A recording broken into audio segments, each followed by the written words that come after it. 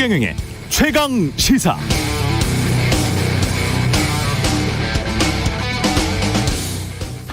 우리가 뭘 살 때 보통 이것저것 다 꼼꼼히 따져보고 사지는 않죠. 그냥 사는 경우가 많습니다. 그냥 뭘 보고 사나요? 대개는 브랜드, 회사 이름 보고 그냥 사죠. 주식 투자할 때도 마찬가지입니다. 복잡하고 어려운 투자 지표들, 제품 경쟁력, 거시경제, 미래 산업 환경, 기업 실적이나 등기 이사들의 면모, 이런 것 저런 것 다 따져서 투자하는 사람 드뭅니다. 대개는 그냥 주변에서 언론이 전문가가 좋다고 하는 기업 주식 사는 경우가 대부분입니다. 투표할 때는 다를까요? 정당의 세밀한 역사, 후보의 정책, 국정, 철학, 주변 핵심 측근들의 면모, 실제로 한 말, 공약의 실현 가능성 등 모두 다 살펴보고 이에 근거해서 투표를 합니까? 아니면 그냥 언론에서 자주 언급되는 사람들 중 적당히 마음에 드는 사람을 뽑게 되나요? 이렇게 우리는 뭔가를 판단할 때 빠른 생각, 직관에 따르는 경우가 많습니다. 직관이 어떨 때는 필요한데요. 그러나 현명한 소비, 투자, 투표를 할 때는 좀 천천히 편견 없이 생각하고 사유하는 게 더 요긴하겠죠. 그래서 우리 정치권이나 언론이 요즘 많이 쓰는 도로 친문당이나 도로 영남당 같은 이런 말 한번 천천히 편견 없이 사유해 보시면 좋겠습니다. 이런 단어를 만들어서 대량 유통시키는 사람들의 의도는 뭘까? 이들은 우리의 머릿속에 일종의 낙인을 찍고 딱지를 붙이고 더러운 브랜드를 만들려는 작업을 하고 있는 게 아닐까? 기존의 편견을 강화해서 경쟁사 제품 깎아내리고 대충 빨리 자사 제품 사게 하려는 일종의 비방 마케팅이 아닌가? 이렇게 늘 미리 꼼꼼히 따지는 소비자, 투자자, 유권자가 된다면 나중에 후회하거나 분통 터질 확률도 그만큼 낮아질 것 같습니다.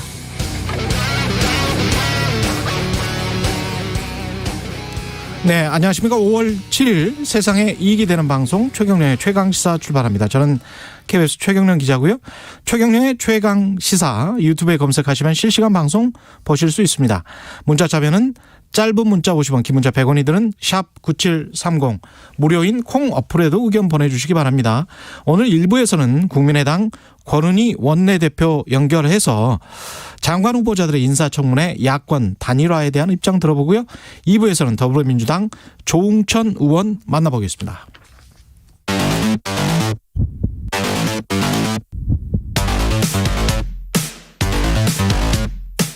오늘 아침 가장 뜨거운 뉴스 언박싱.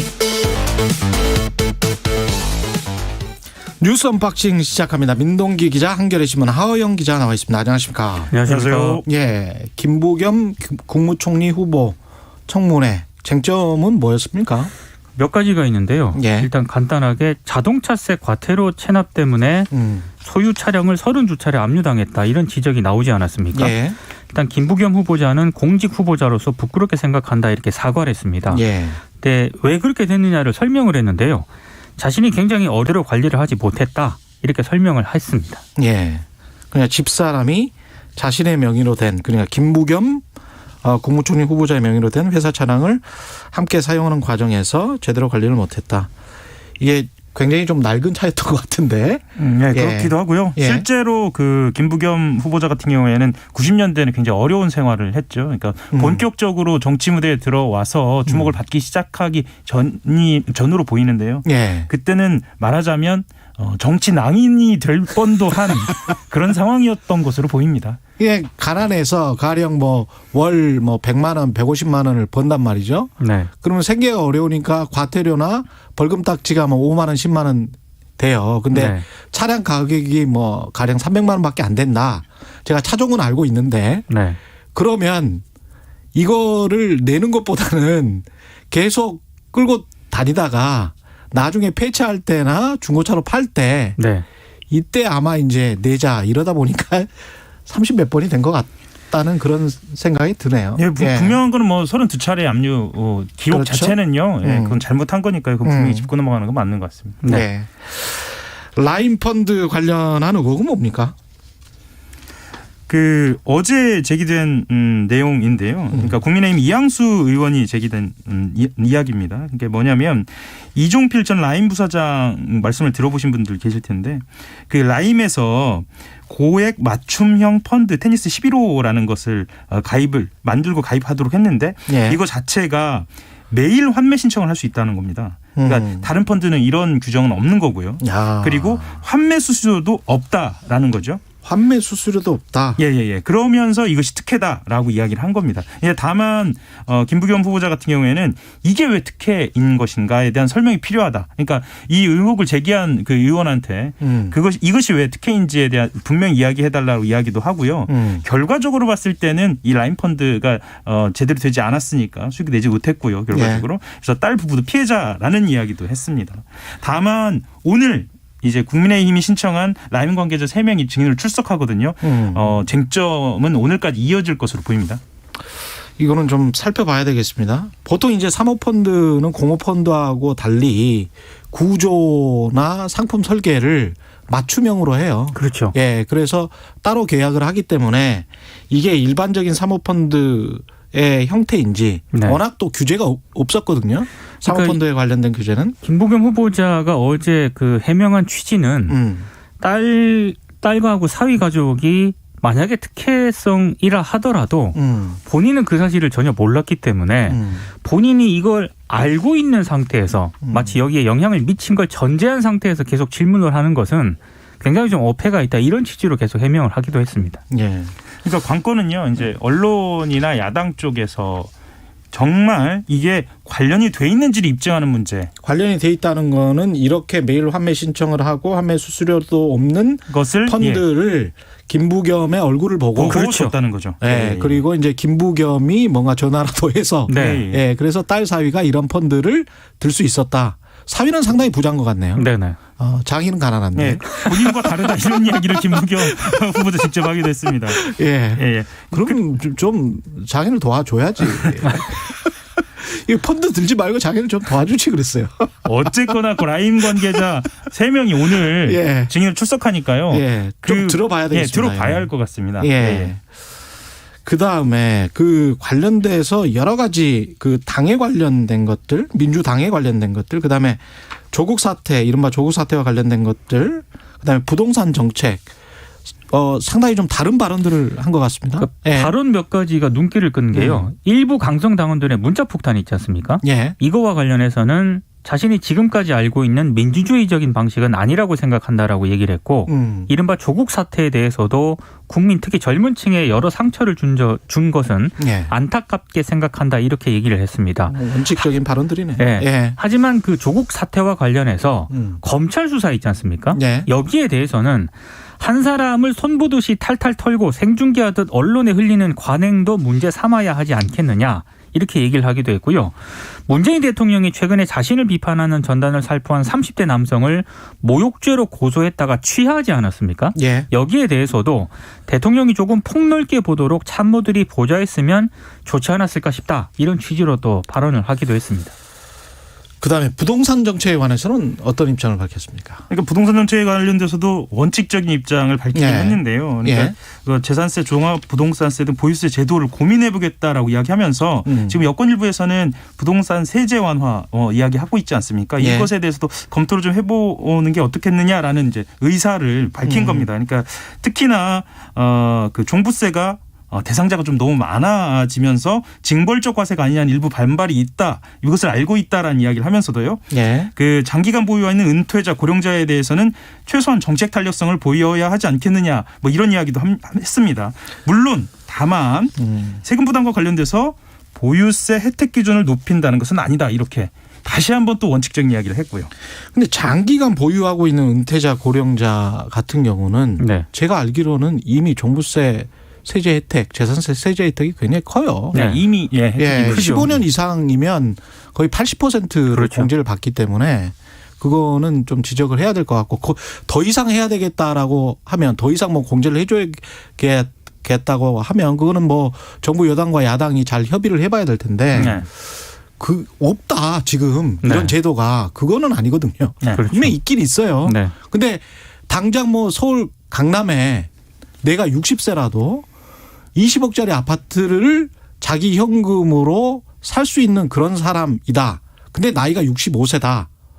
근데 바로 2년 전에 샀다.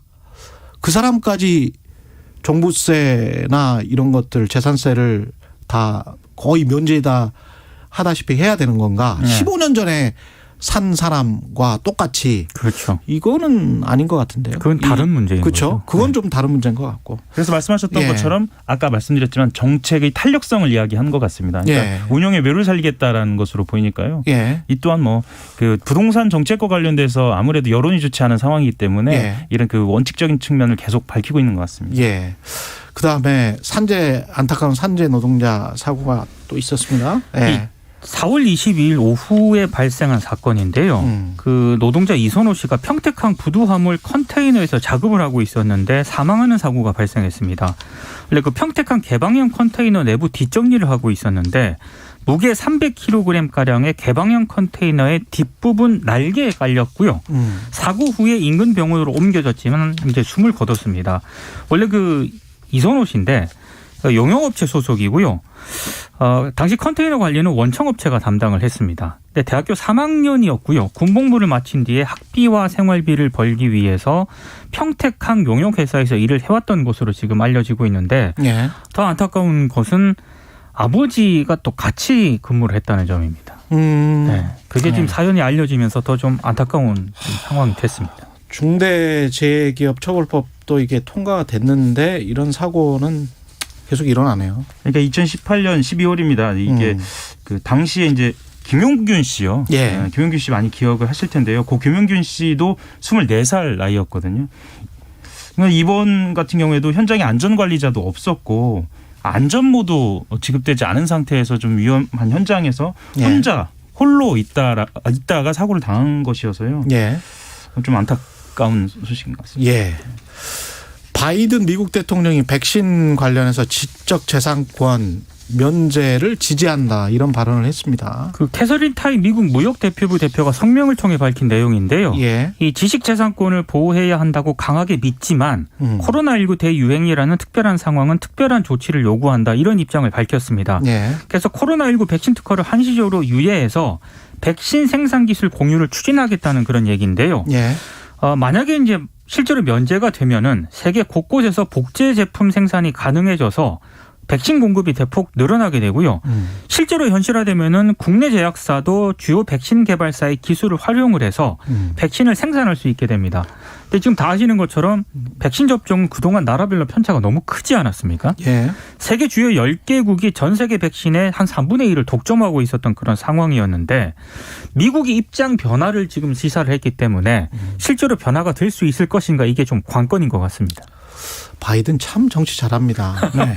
바로 면제가 돼서 바로 생산이 되지를 않거든요. 그렇죠. 예, 시간을 충분히 벌 수 있는 것 같고 바이든의 국제 정치 리더십을 발휘할 수 있는 계기인데 그러면 실용과 실리를 못 찾느냐 미국 제약사들이 또 그런 것 같지는 않아요.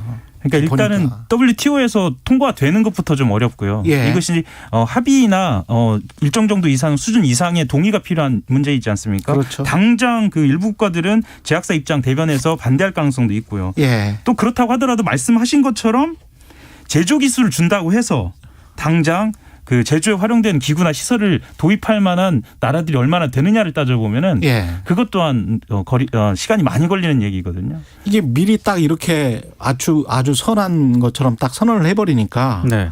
당장 EU에서도 미적지근한 반응을 보이고 있고 그렇죠. 그다음에 우리가 화이자라는 제약사를 알고 있는데 화이자라는 제약사의 풀네임은 화이자 바이오엔테크예요. 이 바이오엔테크는 독일 회사입니다. 네. 그렇기 때문에 독일 쪽은 우리한테 물어봤어? 이렇게 반응할 수밖에 없는 거예요. 그렇죠. 그러니까 이제 EU를 리드하고 있는 독일 입장에서는 뭐지 이게 우리한테 물어보고 상의하고 같이 가야 되는데 이 바이온테크 이 제약사도 그렇고 큐어백이라는 이 회사도 독일 회사예요. 네. 그러니까 앞으로 제약 사 중에서 백신이 나올 만한 유럽 회사들 있지 않습니까? 네. 이 회사들도 굉장히 지금 난감하게 된 거예요. 실제로요. 예. 화이자 등이 속해 있는 국제제약협회 연맹이라는 단체가 있거든요. 예. 여기에서는 지금 바이든 행정부의 이런 발표에 대해서 굉장히 실망을 했다. 예. 지식재산권 효력 중지는 복잡한 문제에 대한 잘못된 처방이다라고 강하게 지금 반발을 하고 있고, 그리고 월스트리트 저널은 굉장히 좀 보수적인 입장을 많이 대변하지 않습니까? 그렇죠. 바이든 대통령을 또 강하게 또 비판하는 그런 또 기사를 내기도 했습니다. 실제로 이제 무역 전문가들이랄지 제약사 특히 이제 이쪽은 이제 자기들 이익이니까 실제로 생산을 하려면 다른 나라에서 생산을 하려면 수개월에서 수년이 걸린다. 이거는 WTO의 응고지 있잖아요. 네. 응고지 오콘제이웰라 이 사무총장도 직접 이런 말을 했군요. 최소 6개월에서 9개월 정도가 걸린다. 네. 그러니까 다른 나라의 다른 공장에서 첫 번째 백신이 생산되기 전까지. 근데 이거는 아주 긍정적으로 판단을 한 거고 수년 걸릴 가능성도 있습니다. 그럼에도 불구하고 인도나 남아프리카 공화국 이제 포함해서요. 예. 백여 개발도상국이 지난해 10월 요청한 거 아닙니까? 예. 백신 지재권 면제해달라라고 요청한 거에 대한 응답이기 때문에 그렇죠. 사실 환영받을 만한 그런 환영은 정말 정치 잘하는 것 같습니다. 근데 백신이 정말 시급한 국가는 저개발 국가들인데 그렇죠. 이 지식재산권이 면제가 되더라도요. 복제약을 만들 수 있는 인프라를 이 저개발 국가들이 대부분 갖추지 못하고 있습니다. 그렇습니다. 그게 문제인 거죠. 본인 체면도 차리고 정치적 리더십도 없고 그다음에 미국 제약사들의 이익은 손상되지 않는 그런 범위에서 적절한 시점에 바이든 대통령 대단하십니다. 외교를 한 40년 하신 분이라. 뉴스 언박싱 여기까지 하겠습니다. 민동기 기자, 한겨레 신문 하어영 기자였습니다. 고맙습니다. 고맙습니다. KBS 1라디오 최경영의 최강시사 듣고 계신 지금 시각 7시 37분입니다. 출근길 날씨 정보입니다. 오늘 전국에 한때 비가 내리는 가운데 강한 바람과 황사도 예상돼 주의를 하셔야겠습니다. 비는 아침부터 낮 사이에 곳곳에 한때 내리겠고 양도 많지 않겠는데요. 다만 천둥 번개가 동반되는 곳이 있겠고 내륙 일부 지역은 우박이 떨어질 가능성도 있습니다. 지금 서울과 중부 서해안, 강원 영동에는 강풍주의보가 내려졌습니다. 점차 바람이 강해지겠고요. 또 이 바람을 타고 짙은 황사가 몰려오면서 오후에는 한때 먼지 농도가 매우 나쁨까지 치솟는 곳이 있겠습니다. 오늘 낮 기온은 서울 18도, 광주 21도, 대구 24도 등으로 어제보다 2도에서 5도 정도 낮겠습니다. 현재 서울의 기온은 16도입니다. 날씨 정보 송소진입니다. 이어서 이 시각 교통 상황을 KBS 교통정보센터 김한나 씨가 전해드립니다. 네, 현재 출근길인데요. 경부고속도로는 서울 방향으로 수원 부근에서부터 정체가 시작됐고요. 판교분기점 진출로에서 밀리면서 양재에서 반포까지 7km 구간 천천히 갑니다. 반대 부산 쪽으로는 한남에서 반포까지와 신갈분기점에서 수원까지 속도 줄여서 지나고요. 동대구 분기점 부근 갓길에서는 화물차가 고장나 있습니다. 아직 처리 중이라서 뒤쪽으로 밀리고 있습니다. 경인고속도로는 서울 방면인데요. 부천에서 신월까지 반대 인천 쪽으로는 부평에서 서인천까지 천천히 갑니다. 서해안고속도로 상황 역시 서울로 들어오는 차들이 많습니다. 일직분기점에서 금천까지 제속도 못 내고요. 반대 목포 쪽으로는 팔곡분기점에서 용담터널까지와 비봉에서 이어서 막힙니다. KBS 교통정보센터에서 정현정이었습니다. 오늘 하루 이슈의 중심. 당신의 아침을 책임지는 직격 인터뷰. 여러분은 지금 KBS 1라디오 최경영의 최강시사와 함께하고 계십니다. 네, 어제부터 김부겸 국무총리 후보자에 대한 인사청문회가 열렸습니다. 각종 의혹을 놓고 여야 날선 공방을 벌였는데요. 이런 가운데 여야는 임혜숙, 박준영, 노영욱 장관 후보자의 인사청문회 경과보고서 채택 논의를 잠정 연기했습니다. 민주당은 단독 처리 가능성도 열어두고 있고요. 장관 후보자 인사청문회 그리고 정치 주요 현안에 대한 입장 국민의당 권은희 원내대표 연결돼 있습니다. 안녕하세요. 네, 안녕하십니까. 예. 어제부터 이제 김부겸 국무총리 후보자의 인사청문회도 열렸는데 앞서는 네. 이제 5개 부처 장관 후보자 인사청문회 있었고요. 어떻게 보셨습니까? 김부겸 국무총리 후보자는 뭐 널리 알려진 바와 같이 온화하고 합리적인 성품의 소유자로 알려져 있는데요. 예. 그런 그 성품으로 문자 폭탄에 대해서 민주주의적 방식이 아니다라고 이런 합리적인 발언을 하는 등의 그러한 그 성품의 발현이 있었지만 위기나 사회 변화상에 대해서 돌파하거나 변화를 이끌어가는 그런 돌파력 있는 리더십이 아니다라는 한계에 역시 보였던 그런 인사청문회였던 것 같습니다. 라인펀드 의혹에 관해서 특혜를 받은 것 아닌가?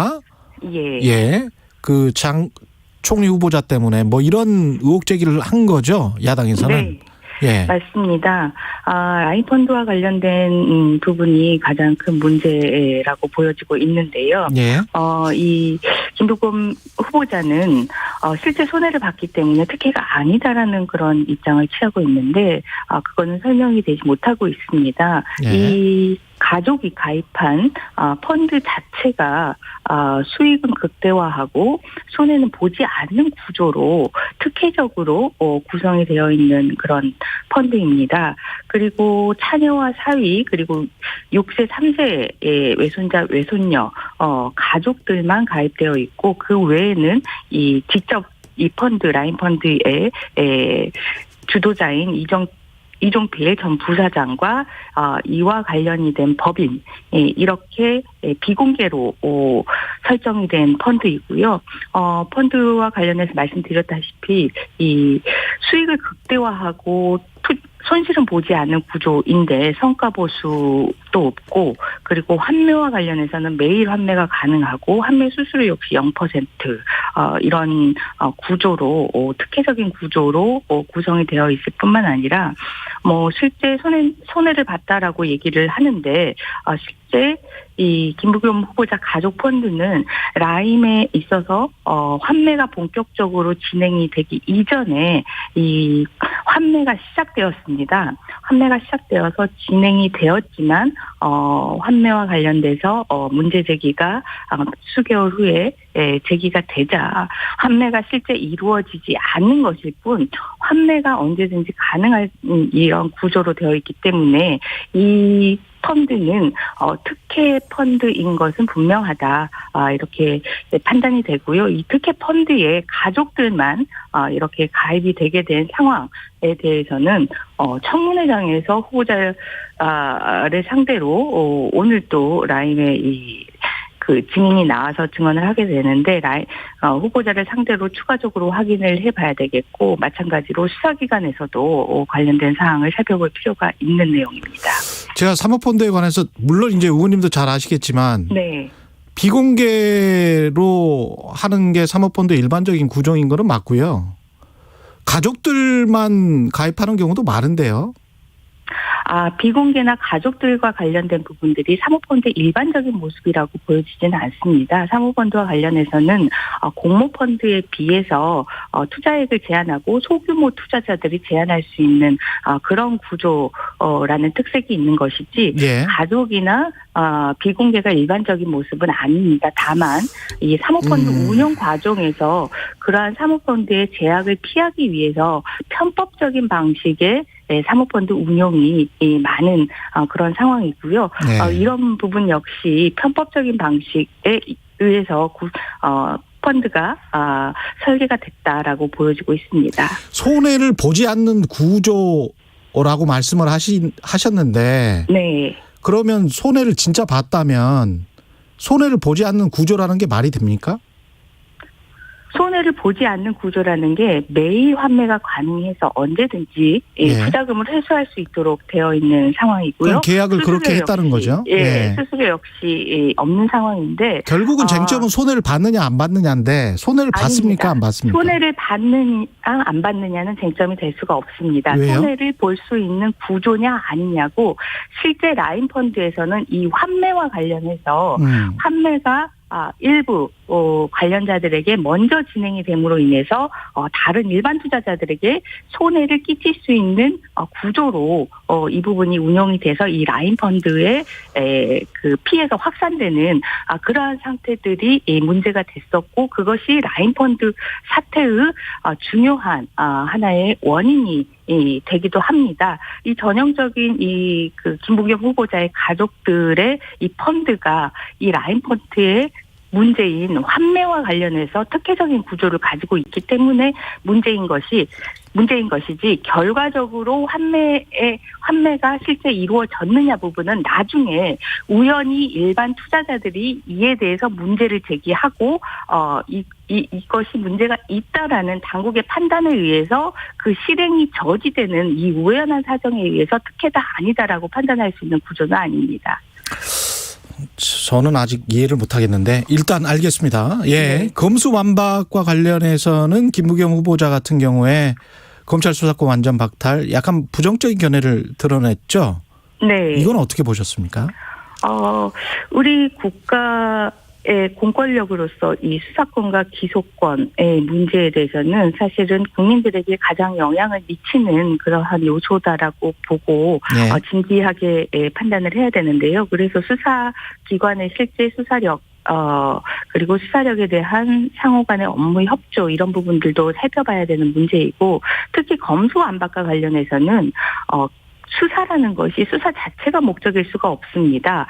기소를 위한 활동이 수사입니다. 그래서 기소와 수사는 연계되고 협력이 돼야 되는 그런 상황인데요. 그런데 이거를 완전히 분절시켜서 수사는 수사 목적으로 진행을 하고 기소는 기소 목적으로 그 진행을 한다면 우리나라 형사사법 시스템에 아주 큰 공백이 발생하고, 이 공백으로 인해서 우리 사회 전체가 부패에 취약하고 그리고 보다 나은 사회로 나아갈 수 있는 그런 구조에서 멀어지는 그런 결과가 발생하는 겁니다. 예, 이재용 삼성전자 부회장 사면 관련해서는요. 네. 총리에 취임한다면 경제계를 만나 상황 인식을 잘 정리해서 대통령께 전달하겠다. 이거는 네. 어떤 의미일까요? 지금 현재 이 반도체와 관련해서 단순하게 설비 투자를 늘리느냐 이런 그런 판단을 넘어서서 미중 간의 패권 전쟁이 진행되고 있는 상황인데요. 예. 그렇다고 한다면 기업에서는 보다 고도의 그런 그 의사결정이 필요한 상황이고, 이런 고도의 의사결정과 관련해서 경제계에서 현실적인 상황을 고려해서 사면 요청을 하고 있고, 국무총리 후보자가 이에 대해서 듣고 대통령에게 전달하겠다라고 얘기한 상황인데요.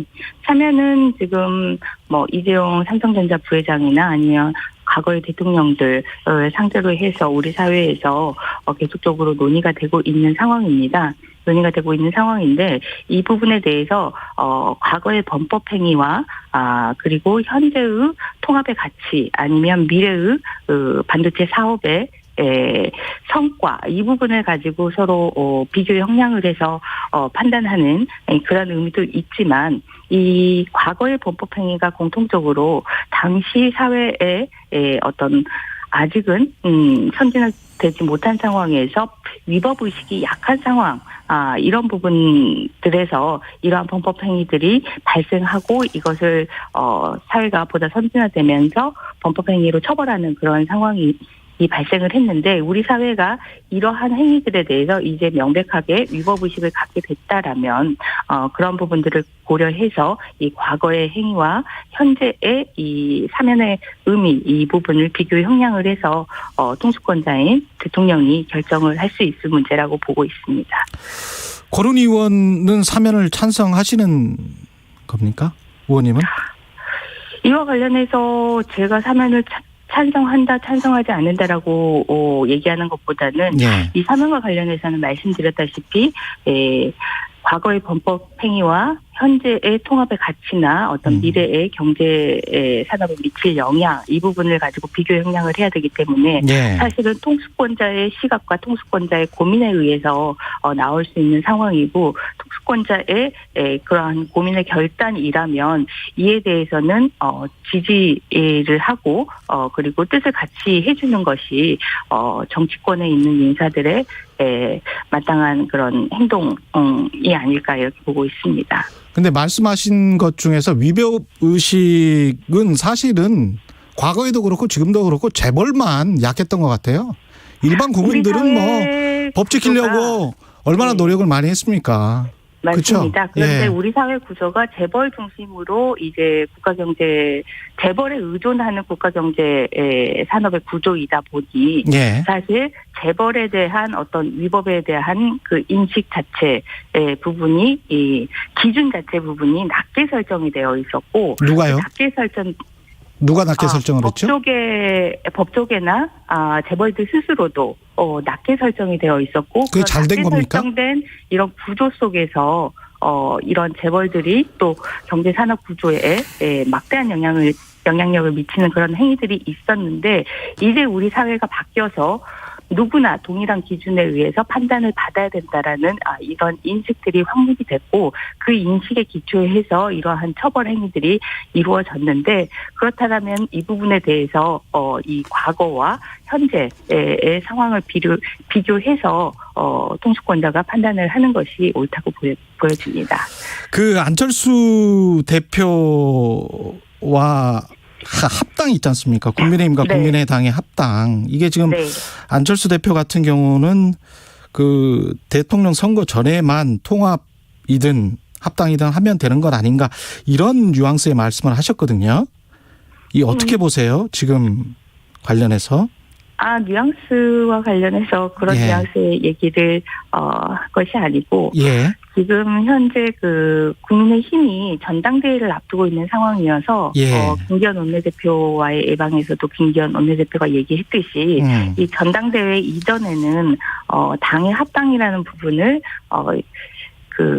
이끌어 나갈 리더십이 현실적으로 부재한 상황이기 때문에 예. 현실적으로는 전당대회에서 당대표가 선출이 되고 그 선출된 당대표에 의해서 이러한 부분들이 진행될 수 있다라는 그런 국민의힘의 입장입니다. 그러면 지금 전당대회 이전에 합당이 가능한 겁니까? 구체적으로 국민의당 입장은 뭔가요? 국민의당의 입장에서는 사실 시기가 중요한 것이 아니고, 예. 저희 당원들의 의견을 수렴한 이 원칙 있는 통합, 가치의, 보수와 중도의 가치의 공존이 가능한 그러한 통합이어야 된다라는 부분이 중요하고요. 예. 국민의힘의 현실적인 상황에서는 지금 전당대회를 통해서 지도부가 선출되지 않고서는 이 합당을 진행하기가 어려운 상황이라고 전달받았습니다.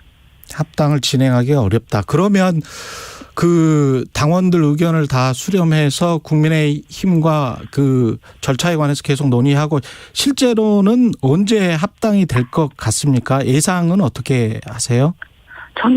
전당대회 이후에 예. 지도부와 이 원칙 있는 통합에 대한 부분에 대한 이야기가 이루어지고 거기에 대한 합의가 이루어진다면 이제 실무적인 절차로 진행할 수 있을 것 같습니다. 혹시 윤석열 전 검찰총장의 행보가 영향을 미칠까요? 이 합당 논의에. 가령 예를 들자면 윤석열 전 총장이 먼저 국민의힘에 입당을 한다든가 그러면 국민의당 입장에서는 사실은 좀 어색한 거 아닌가요? 윤석열 전 검찰총장의 행보가 국민의당에 영향을 미친다기보다는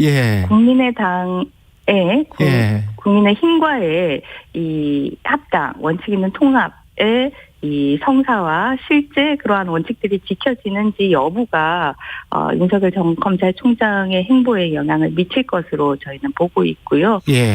그런 부분 그렇게 판단하고 보는 것이 보다 윤석열 전 검찰총장에 대한 이해가 높아질 수 있는 그런 상황 아닌가 이렇게 보고 있습니다.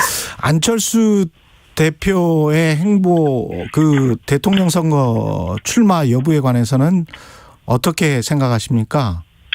지금 야권은 그 누구도 대통령 선거와 관련해서 내가 후보가 되겠다라고 이야기를 한들 의미가 있을 거라고 생각하지 않고요. 야권의 이 후보군들은 이 야권 통합에 대한 노력과 기여, 그리고 그 노력과 기여 속에서 지지층을 최대한 확장하고 변화된 모습을 보여줌으로써 예. 국민들에 의해서 선택을 받을 수 있는 그런 입장이라고 보고 있습니다. 그래서 안철수 대표 역시 그러한 인식에 지금 기반해 있는 상황입니다. 권은희 원내대표님은 임혜숙 과학기술정보통신부 장관 후보자, 박준영 해양수산부 장관 후보자는 지명 철회해야 된다 이렇게 요구하셨는데요. 시간이 얼마 없어서 꼭 해야 된다고 보십니까? 이렇게 판단하시는 이유 간단하게. 반드시 해야 된다라고 봅니다. 반드시 해야 된다. 예. 과거의 위법행위 부분도 얘기를 했는데 예. 과거 우리 사회의 부패한 공직자의 전형입니다. 공직과 알겠습니다. 공무를 이행해서 예. 사적인 이익을 취한 여기까지 것입니다. 듣겠습니다. 고맙습니다. 국민의당 권은희 원내대표였습니다. 고맙습니다. 너무 억울하다며 한 경비원이 세상을 뜬 이후에도 사회의 약한 고리에 가해지는 갑질들은 2021 KBS 연중기획 기억을 기록하다. 각 가정에 아마 한 분, 두 분 정도는 경비원 하시는 그 부모님이라든가 형제들이 많이 있을 겁니다. 인식이 잘못된 거죠. 너희들은 내가 얼마씩 주고, 예를 들어서 몇천 원씩 주고 너희들은 쓰는 사람이니까 내가 시키는 대로 해야 된다. 이런 근본적인 사고방식을 떠오지 않고서는 이게 계속 앞으로도 일어날 겁니다. 그리고 이 법이라고 해놓은 것이 아파트 주민들에 의한 법입니다. 이게 경비원들의 법이 아니에요. 자세히 살펴보면은 주민의 문제점을 삼아서 주민을 강력하게 처벌해 준다든가 이런 게 아니고, 신고를 누구한테 돼 있냐면 아파트 동의장이라든가 아파트의 책임자한테 해가지고 그 책임자들이 이렇게 상의를 해서 이거를 조치할 수 있는 이런 법을 만들어 놔가지고는요, 이 법을 100번 만들어 놔야 뭡니까? 경비원들 폭행은 지금도 더 하고 더 맞고, 이거는 평생 동안 이런 제2의 최이석, 제3의 최이석이 계속 나올 겁니다. 주민의 갑질에 시달리다 숨진 경비원 최희석 씨. 그의 형 최광석 씨는 기억합니다.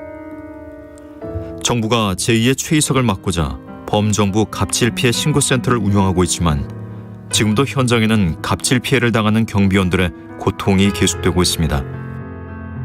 주민은 경비원에게 불편함을 얘기하고 해결책을 요구할 수 있지만 그것은 반드시 갑질과 구분되어야 합니다. 당신과 대한민국의 기억, KBS가 기록합니다.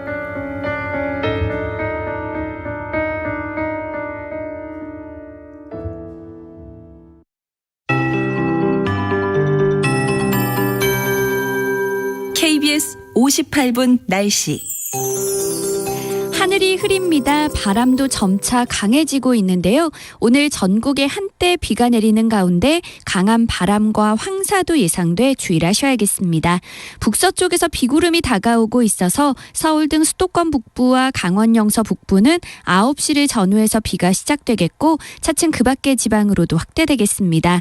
비는 한두 시간 사이에 짧게 내리겠고 양은 수도권과 강원 영서가 5에서 10mm, 그 밖의 지역은 5mm 안팎으로 많지는 않겠는데요. 대기가 불안정해서 천둥 번개가 치는 곳이 있겠고 일부 내륙은 우박이 떨어질 가능성도 있습니다. 한편 지금 서울과 경기 서해안, 충남 서해안과 강원 영동에는 강풍주의보가 내려졌습니다. 내일까지 바람이 무척 강하게 불겠고요. 곳에 따라 시속 70km 이상의 돌풍도 예상돼 주의하셔야겠습니다.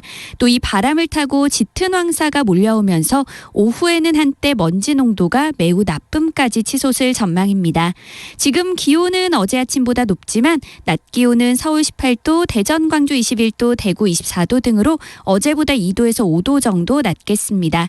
현재 서울의 기온은 16.1도, 습도는 49%입니다. KBS 58분 날씨 송소진입니다.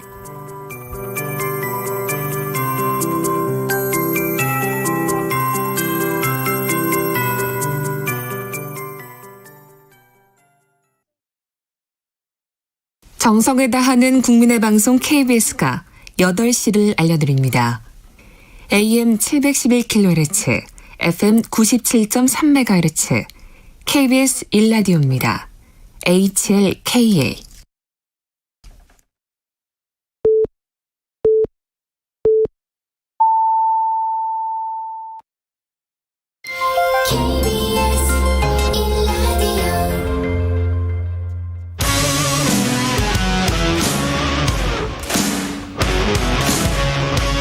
오늘 하루 이슈의 중심 최경영의 최강 시사.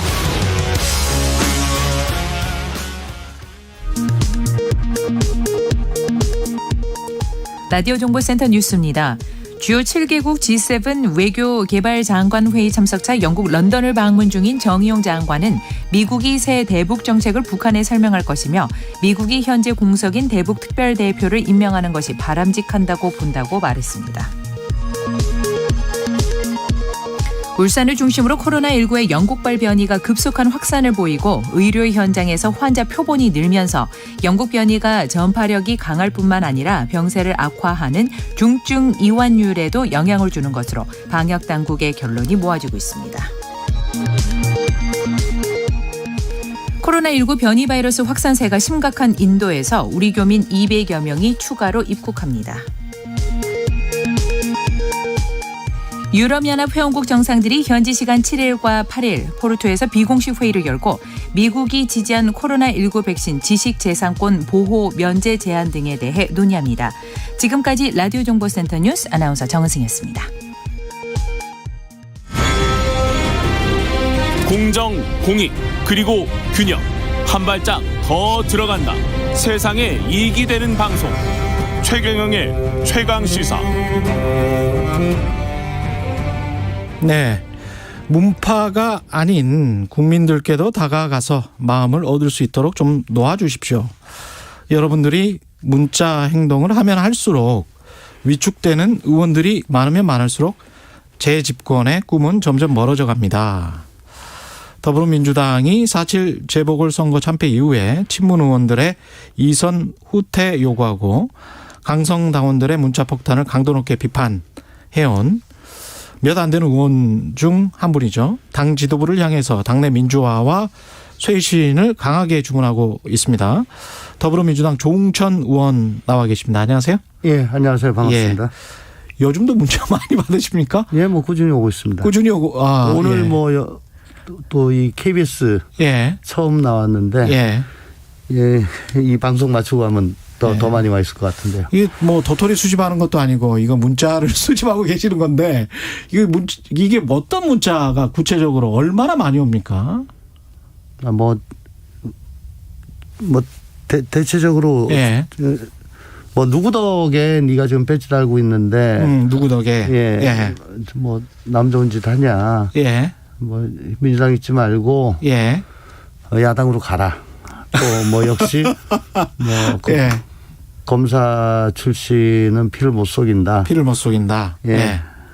그런 문자 받으시면 어떤 느낌이 드세요? 이제 뭐 이골이 났죠. 이골이 났습니까? 예. 근데 이제 그런 의견에 관해서는 어떻게 생각하십니까? 왜? 그러니까 내용에 대해서 예. 저는 맥락을 좀 잘 살펴보지. 그러니까 물론이죠. 예. 근데 스피커를 공격을 많이 하세요. 내용을 공격을. 내용보다는 예. 메신저인 본인 예. 당사자 공격을 많이 TK 한다. 출신이다. 뭐 검사 출신이다. 예. 뭐 그래서 저렇다. 예, 뭐 그렇게 일종의 이제 낙인 찍기네요. 네네. 예. 그런데 이제 반면에 김남국 의원 같은 경우는 민주당 의원들 단톡방이 있나 보죠. 거기에 조 의원이 문자 폭탄 이야기 좀 그만하면 안 될까요? 이게 바로 보수가 원하는 프레임인데 뭐 이런 이야기를 했거든요. 왜 저 사람들 장난에 맞춰주느냐 뭐 이런 이야기인데 어떻게 보십니까? 그게 뭐 보수가 원하는 프레임, 뭐 누가 원하는 프레임, 이거는 이 뭐 처음 나온 얘기가 아니고 그동안에 주로 뭐 딴소리 듣기 싫어하는 기득권층들이 주로 하던 얘기입니다. 근데 참 이걸 이렇게 보수가 원하는 프레임이다, 얘기하지 마라, 이런 댓글들이 이제 최근에 좀 갑자기 많아졌어요. 예. 근데 그걸 김남국 의원이 그렇게 하시더라고요. 예. 근데 제가 이제 그 얘기 좀 그만하면 안 될까? 그러니까 제가 굉장히 많이 했다라고 해서 내가 언제 그렇게 많이 했지 싶어서 찾아봤는데 저는 SNS에 글을 올리는 것 외에는 달리 뭐 할 방법이 없었습니다. 예. 4월 7일 재보궐선거 패배 이후에 8일 날하고 11일 날 그 똑같은 사람들, 책임 있는 사람들 이 전당대회나 원내대표 나가면은 우리가 무슨 변화와 쇄신을 한다고 보여지겠냐. 예. 좀 책임 있는 사람들은 알아서 좀 나오지 않았으면 좋겠다는 취지의 글을 한 2번 올렸고요. 예. 4월 14일하고 14일 날 이제 당의 권리당원 일동 명의로 초선들 향해 가지고 그 공격한 그런 성명이 있었습니다. 그 성명을 보고 이제 제가 왜 이걸 수수방관하냐. 당 지도부는 여기에 대해서 조치를 해라. 라고 한 게 문자에 대한 첫 번째 제 SNS였어요. 어떤 조치를 해야 된다고 보십니까? 아니 그러니까 권리당원 일동이라는 명의로 그 초선족 혹은 초선족? 예. 초선족. 예, 종족할 때. 예. 조선족 비슷하게. 예. 그러니까 우리 당의 초선 의원들이 재보궐 패배 이후에 이제 반성의 목소리를 많이 냈잖아요. 예. 거기에 대해서 권리당원 일동 명의로 비난하고 나가라 그러고 그랬거든요. 예. 근데 그래서 어떤 초선 의원은 하루 이틀 지나가지고 막 반성했다가 말았다가 막 번복하고 그런 일도 있었고. 예. 근데 저는 우리 당의 권리당원이 한 70만 명이 되는데 도대체 이분들이 권리당원 1등이라고 참칭할 수는 없죠. 참칭하는 거 아니냐. 예, 참칭할 수는 없죠. 그건 70만 명한테 다 의견을 물은 거는 아니겠죠. 여기에 대해서는 조치가 있어야 할 거 아니냐. 예. 그리고 초선 의원들이 이렇게 어렵게 입을 뗐는데 당 지도부가 이걸 보호하지 않으면 도대체 누가 용기를 가지고 우리 당의 민주화에 대해서 우리 당의 장래에 대해서 얘기를 하겠냐.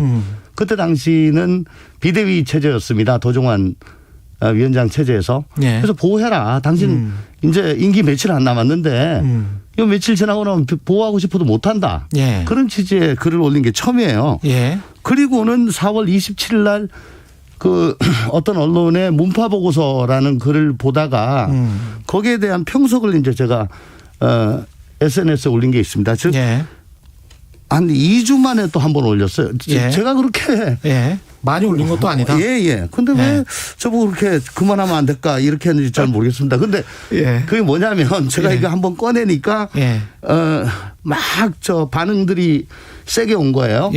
그리고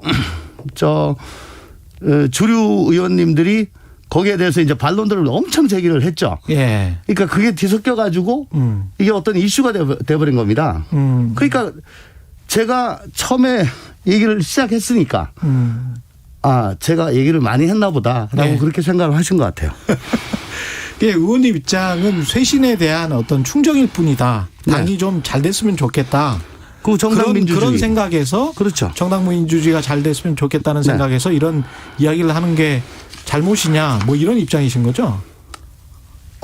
자꾸 문자폭탄 얘기 그만해라. 왜 거기 집중하냐. 지금 어떤 시기인데. 그리고 정당 소속이면은 당원의 목소리를 들어야지. 라고 얘기를 하는 거죠. 근데 내가 문자폭탄에 지금 집중해서 그런 게 아니다. 내가 얘기하는 것과 당신네들이 얘기하는 게 똑같다. 정당민주주의가 바로 서야 된다. 근데 열성당원 목소리가 과잉 대표되고 있어서 나머지 목소리는 다 묻혀버리는 거 아니냐. 언제 다른 목소리를 갖다 수렴을 한 적이 있냐. 중앙위원, 대의원 목소리가 제대로 반영이 된 적이 있냐.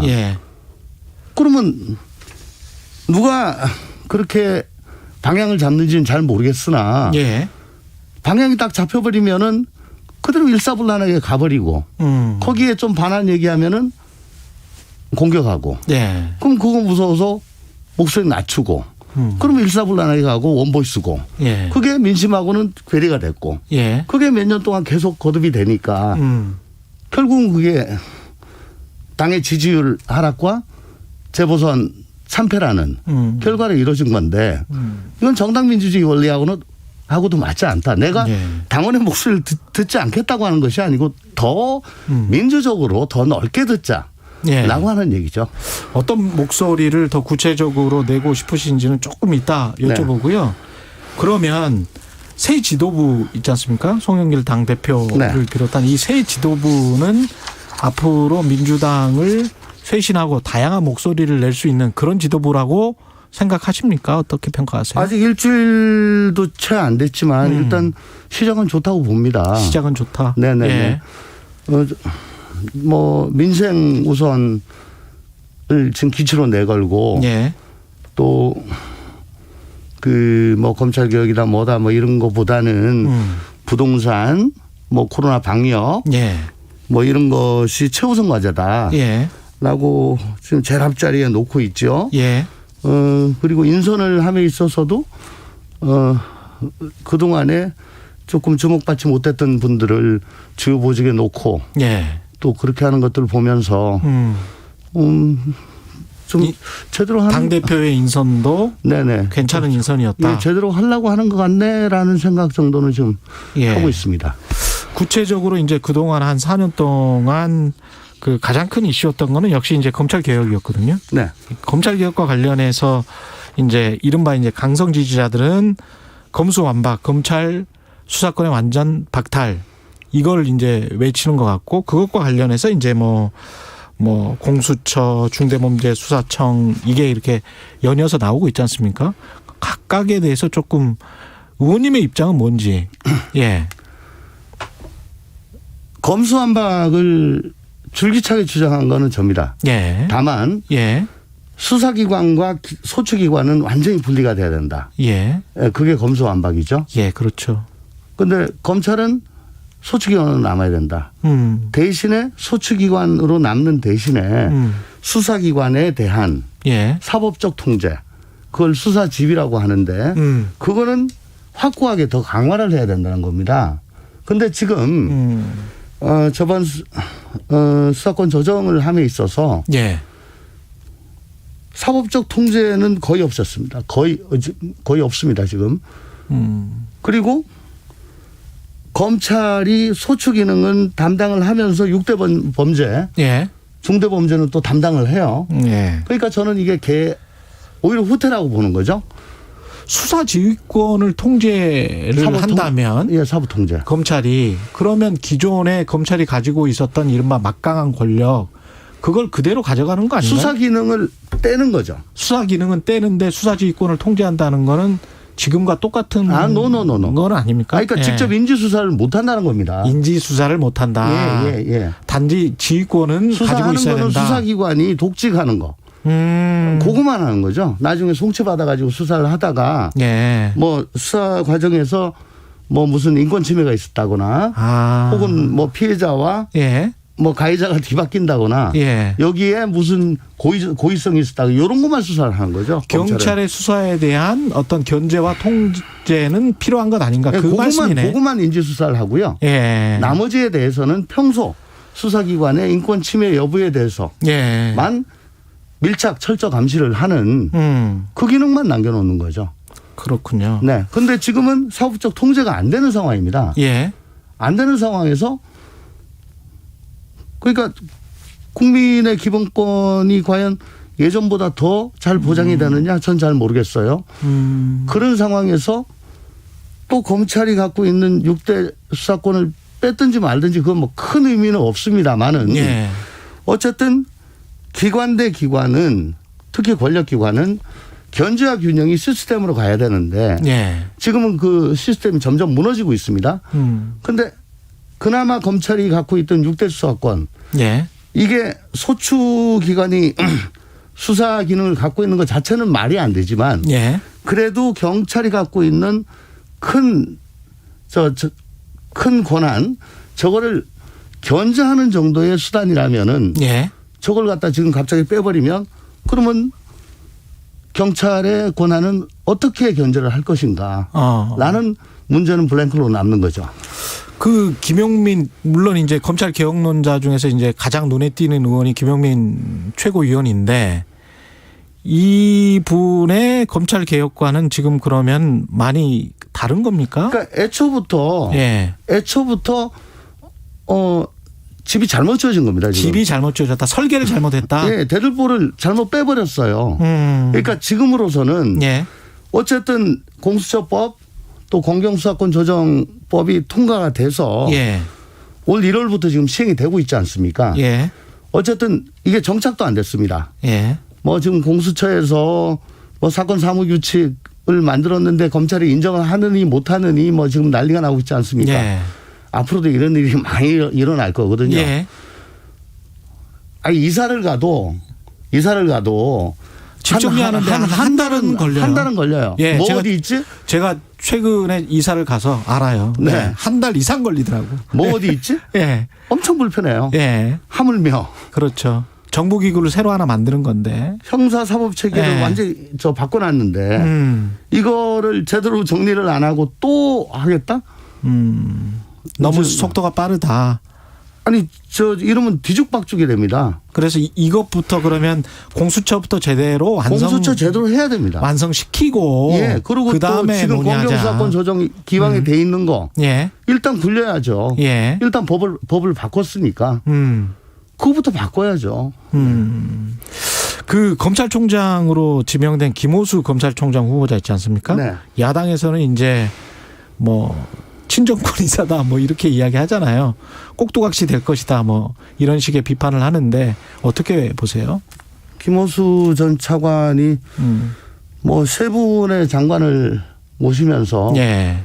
보필은 잘했죠. 예. 그런데 그 세 분의 전 장관이 박상기 장관을 제외하고 이제 나머지 두 분은 굉장히 개성이 뚜렷하신 분이었고 예. 거기서 이제 보필을 조용히 보필을 하다 보니까 그렇게 됐는데 저도 뭐 개인적으로는 잘하는 후배입니다만은 뭐 참 유능하고 온순하고 뭐 괜찮은 사람이에요. 예. 근데 너무 그 보필만 열중을 하다 보니까 예. 그 과연 저렇게 그러니까 일종의 예스맨 정도로 지금 된 것 아닌가. 이미지가 그렇게. 실제는 어떻습니까? 본심은 저도 아직 잘 모르죠. 잘 모르는데. 예. 근데 이제 제가 우려를 하는 거는 예.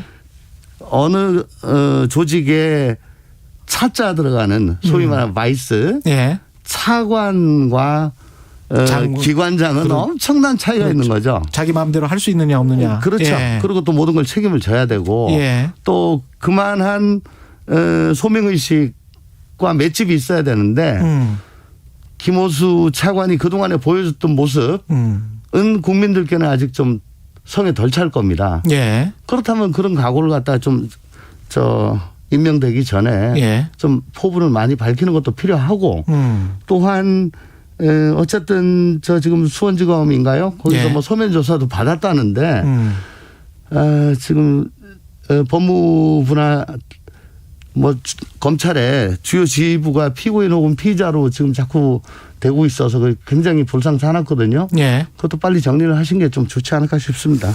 그 외람됩니다만은 이런 이야기도 있어요. 그 조홍천 의원님이 민주당 나갈 거다. 뭐 제3지대 뭐 이야기도 막 나오고 그러니까. 예. 거기다 이제 윤석열 전 검찰총장도 뭐 지지율 높고 그렇잖아요. 그런 이야기도 여의도 정가에 떠도는데 네. 여기에 관해서는 어떻게 생각하세요? 윤석열 전 총장이 그러니까 총장으로 여러 명의 후보 중에 하나로 됐을 때 예. 저는 윤석열은 절대로 총장하면 안 된다. 저 사람은 검찰주의자다. 예. 수사를 위해서는 수사 목적 달성을 위해서는 법치주의를 아주 우습게 하는 사람이다. 라고 저는 비난을 했고 예. 그때 그런 얘기를 해서 또 우리 당 지지자들로부터 엄청 공격을 받은 적이 있습니다. 오히려 역으로. 예. 그때는. 네네. 그때는 분위기가 또 그랬었죠. 예. 저는 뭐 거의 예. 매번 그렇습니다. 예. 그리고 제가 지금 이루고 있는 거는 뭐냐면 제가 원래 뭐 정부를 가리지 않고 매 정권에서 뭐 열심히 일을 했는데 사실은 제가 민주당에 들어오게 된 거는 제가 자영업을 할 때 민주당 사람들이 자꾸 찾아와 가지고 이제 그렇게 된 거거든요. 예, 그래서 난 예. 싫다. 예. 난 정치 안 한다라고 했을 때 예. 당시에 제가 민주당에게 한 얘기가 내가 바라본 그때는 이제 안철수가 뭐 탈당을 하느니 마느니 이럴 때입니다. 예. 제가 바라본 민주당은 도대체 수권에 대해서는 1도 관심이 없고 당내 헤게모니만 가지고 싸우는 국민이야 나라야 어떻게든지 관심 없는 그런 아주 찌질한 집단이다. 내가 거기 왜 가냐. 당신들 지금 뭐 국정이 난맥상에 빠졌느니 어쩌느니 여당 탓을 하는데 내가 보기에는 당신들 탓이 더 큰 것 같다. 당신들 자료 없다. 라고 하는데 대하여 그런 얘기를 해줄 사람이 필요하다. 난 가서 소금이 되겠다. 그러니까 들어와서 그런 얘기를 해주라. 그런 입장을 계속 좀 견지를 해주라. 민주당이 당신 같은 사람이 들어와서 우리 당의 스펙트럼이 넓어지고 우리 당의 생태계가 다양해져야지. 그래야 수권 정당으로 될 수 있지 않겠냐. 그리고 당신이 이렇게 지금 고생하는 거 결국은 정치가 잘못돼가지고 그렇게 된 건데 정치 탓만 할 게 아니고 와서 정치를 바로 세워라. 당신의 그 생각을 가지고. 그래서 뭐 고민을 엄청 하다가 이제 결국은 민주당이라는 곳에 왔어요. 들어왔는데. 그러면서 이제 제가 입당의 변이라는 걸 올렸고 요즘도 그걸 꺼내놓고 항상 가끔씩 봅니다. 제가 과연 그 입당의 변대로 살고 있는가. 거기 보면은 이쪽 저쪽 치우치지 않고 항상 옳은 것을 쫓아가지고 하겠습니다. 온당하지 않은 것을 보게 된다면 과감히 맞서겠습니다. 이런 것들이 있어요. 오늘 이걸로는 좀 모자란데요. 뭐 한두 번 더 나오셔서 지금 오늘 못한 말씀 그러니까 계속 좀 해 주십시오. 입당의 변대로 살고 있을 뿐이에요. 그게 제가 입당 조건입니다. 알겠습니다. 그리고 그때 당시에 나는 내 역할을 충실히 하고 있을 뿐이다. 그리고 그때 당시에 우리 당 공식 트위터에서 제가 입당할 때 했던 말이 더불어민주당이 다른 생각을 가진 사람과도 함께 토론하고 혁신할 수 있음을 보여줄 만한 분입니다. 그게 공식 트위터였다. 오늘 말씀 감사하고요. 더불어민주당 조웅천 의원이었습니다. 고맙습니다.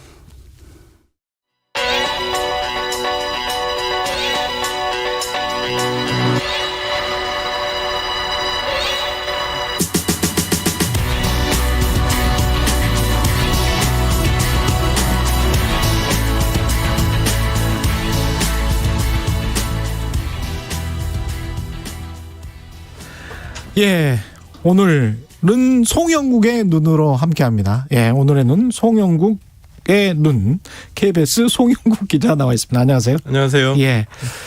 미나리를 실제 보신 분들은 많지 않은 것 같아요. 예상보다. 지금 106만 명 정도 106만 들었습니다. 명. 아카데미 시상식 후에 100만 명 넘었고요.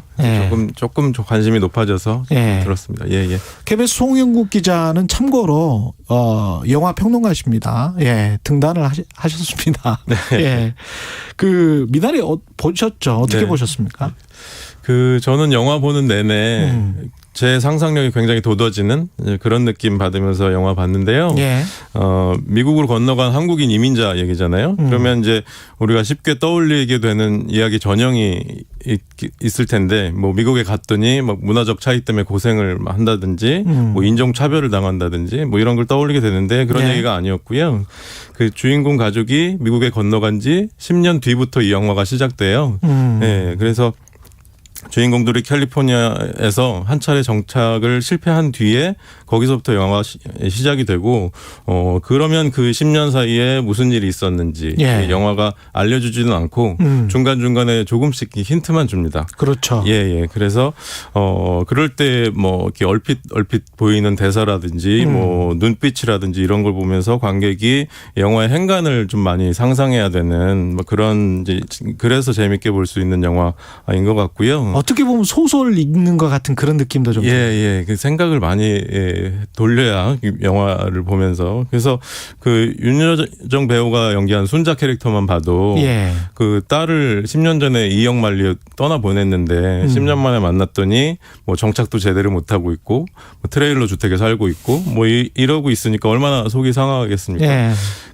그런데 이제 사위가 고집 피워가지고 그런 허허벌판에 들어간 거니까. 그렇죠. 사위가 또 얼마나 원망스럽겠어요. 그렇죠. 그런데 그런 감정은 전혀 영화에 나오지 않죠. 안 나와요. 그래서 질척되지 않는 느낌이에요. 그렇습니다. 그래서 그 순자 대사 중에 이런 것도 있습니다. 보이는 것보다 숨어 있는 게 더 무서운 거야, 위험한 거야. 이런 대사도 영화 속에 나오거든요. 그렇습니다. 예. 그래서 이 영화 전체적으로 무엇을 보여주느냐도 중요하지만 무엇을 안 보여주느냐가 영화에서는 더 중요하다. 이렇게 좀 볼 수 있을 것 같고요. 그래서 보여주지는 않지만 분명히 저 속에 있을 것 같은 뭐 영화 이제 뭐 사연 속에 있을 것 같은 그 뭐 감정 내면 깊은 곳에 있을 것 같은 그런 것들을 상상하는 재미가 굉장히 큰 영화다 이렇게 말씀드릴 수 있을 것 같아요. 왜 이렇게 보편적으로 호평을 받는 걸까요? 미국에서까지? 미국에서는 뭐 굉장히 뭐 여러 유력한 매체들이 다 별점 5개 만점에 5개 주고 와. 적어도 뭐 4개 준 매체들이 거의 대부분이고요. 예. 저는 이제 영국 BBC 평이 굉장히 인상적이었는데 예. 역시 별 5개 만점 다 주고 와. 예. 이 영화가 너무도 아름다운 나머지 얼마나 급진적인 영화인지에 대해서는 잊어버리기 쉽다 이렇게 썼어요. 예, 그래서 문화적으로 굉장히 진보적인 위치를 차지하고 있는 작품이라는 걸 일단 좀 봐야 될 것 같고 예. 무슨 얘기냐면 한국인이 한국인 얘기를 하는 한국인 정서로 이야기하는 미국 영화는 영화 역사에 없었어요. 예, 최초의 영화입니다. 예, 한국인이 한국인 이야기를 미국 영화로 만들어서. 그렇습니다. 미국 영화니까요, 이게. 예. 그래서 이전에 이제 미국 영화에서 이런 거는 없었다라는 이 작품의 역사적 위치를 우선은 잘 볼 필요가 있다는 점 하나 하고 미국인들 입장에서는 소수인종이 그것도 아칸소라는 곳, 이 아칸소라는 것은 이 주로 이제 저소득 저학력층의 그렇습니다. 백인 보수 성향의 백인들, 쉽게 말하면 공화당의 텃밭. 여기서 소수인종이 거기 그 땅을 개척하는 이야기이기도 하잖아요. 그렇죠. 예. 굉장히 정치적인 함의를 좀 볼 필요가 있겠다라고 저는 보는 건데요. 예. 그 영화 초반에도 그 레이건 시대가 배경인데 그 레이건 대통령이 농민들 환심 사기 위해서 뭐 정책을 많이 펴가고 있다 이런 대사도 얼핏 나오거든요. 그래서 그것은 곧 이제 트럼프 대통령이 이 러스트벨트의 노동자들을 환심사하기 위해서 막 애썼던 그런 거하고 대꾸를 이루는 그런 이제 장면이기도 하고 그러면 이제 트럼프 시대가 너무나 부끄러웠던 그런 이제 미국인들이 많이 있단 말이죠. 예. 네. 그 뭐 이민족을 핍박하고 뭐 노골적으로 인종차별하고 이랬던 트럼프 대통령이 싫었던 분들, 특히 미국 영화인들은 영화 팬들은 대부분 공개적인 민주당 지지자들이잖아요. 그렇죠. 거의 다 리버럴들이죠. 네. 그래서 이 영화 속에서 뭐 미국 중남부 시골에 있는 이제 백인들이 우리 주인공들을 뭐 교회에서 환대해주고 따뜻하게 받아들여주고 이 동양인이 와서 그런 땅을 개척하고 이런 장면을 보면서 느끼는 미국인들의 감정은 우리가 보는 감정하고 좀 남달랐을 거다. 예, 그런 시대와 것들. 역사가 다 들어가 있군요. 네, 그렇습니다. 그래서 뭐 물론 거친 분류긴 하지만 이런 뭐 민주당 지지자들이라든지 이런 쪽의 특히 시민들이 남다른 감정을 품고 이 영화를 볼 수밖에 없는 그런 사회적 상황이라는 것이 일단 있을 것 같고요. 그런데 지금 한 이런 20초밖에 안 남아서 죄송해요. 네. 너무 그래서 어떤 그 고전 서부 영화와 닮았다 이런 말씀도 하셨는데 그게 어떤 측면이지만 짧게 말씀하시고. 그래서 이런 땅을 개척하는 이야기, 그것을 이 미나리가 고전 서부 영화 이미지들을 굉장히 많이 가져왔습니다. 뭐 분노의 포도 1940년작이 명작인데 그거를 가져오기도 하고 그래서 미국인들의 정체성이 담겨 있는 거잖아요. 고전 서부 영화에 개척 정신, 건국 정신 이런 게 담겨져 있는데 미국인들이 그런 이제 정체성을 다시 생각하게 하는 그런 이야기도 해야 되겠습니다. KBS 송 공정한 경쟁, 투명한 평가로 개천에서도 용이 날 수 있다는 믿음을 줄 수 있어야 우리 세대의 이 잔인한 임금의 격차를 다음 세대까지 물려줄 수는 없지 않겠습니까? 모두에게 정의로운 그런 땅을 물려줘야 하지 않겠습니까? KBS 뉴스 홍사훈입니다. 오후 4시 5분 홍사훈의 경제쇼. 경제도 이제는 저 홍반장 홍사훈입니다.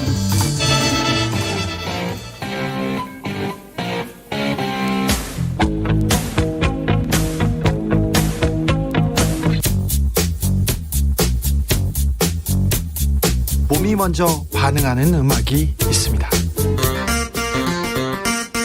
몸이 먼저 반응하는 시사도 있습니다. 매일 오후 5시 5분 KBS 1라디오 주진우 라이브. 지금 시각은 8시 30분입니다. KBS